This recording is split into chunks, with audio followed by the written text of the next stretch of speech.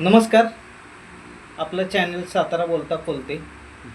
आपल्या चॅनलचे आज प्रमुख पाहुणे आहेत राहुल स्वामी.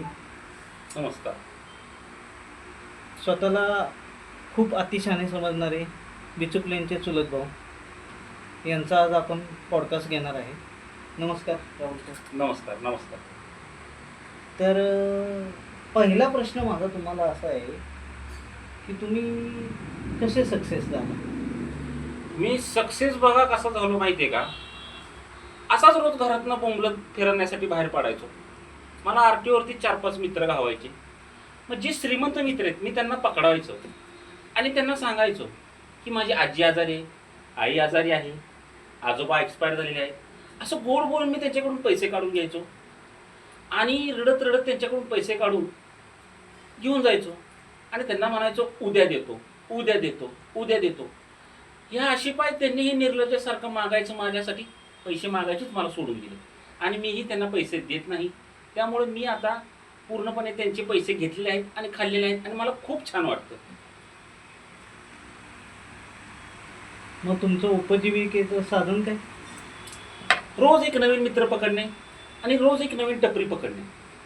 फॉर एक्झाम्पल, मी आता विसावा नाक्यावर गेलो, 4 दिवस जाणार, तिथे उधारी करणार.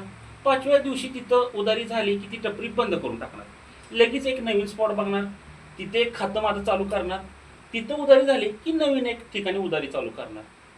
आणि त्याच्यानंतर मग असं करत करत करत आता मला थोडासा जरा सिटीमध्ये प्रॉब्लेम यायला लागला आहे. त्यामुळे मी आता ठरवलं की थोडंसं जरा पाचवड वाई या गावात उधारीचं प्रमाण जरा वाढवावं. म्हणजे तुम्ही तुमचा एरिया वाढवायचा विचार करता? Yes yes yes yes. आणि तुम्ही या एवढ्या सगळ्या ठिकाणी जाण्यासाठी कसं काय, मग तुम्ही पैसे वगैरे कसं? जसं की मी आता तुम्हाला सांगायला गेलं तर मी थोडंसं जरा ॲक्टिंग पण करून दाखवू शकतो तुम्हाला. जसं तुम्हाला पण खोटं करा ना, वाटेल. करा ना, करा. समजा मी हवेला थांबलोय आणि मला कोण लिफ्टच देत नाही, तर मी असं असं चालत जातो. त्यामुळं मला येणारं जे पब्लिक असतंय त्यांना वाटतं मी अपंग आहे. त्यामुळं ते मला लगेच म्हणतात, दादा अपंग आहेत, बसा, तुम्ही गाडीत बसा. त्यामुळे माझं तिथं भाड्याचे पैसे वाचतात ना, मला रुपये द्यायला लागतो. आणि अपंगांसाठी एक सीट मोकळीच असते आणि ती फ्रीच असते. अशी आयडिया करून मी गावोगावी फिरतो.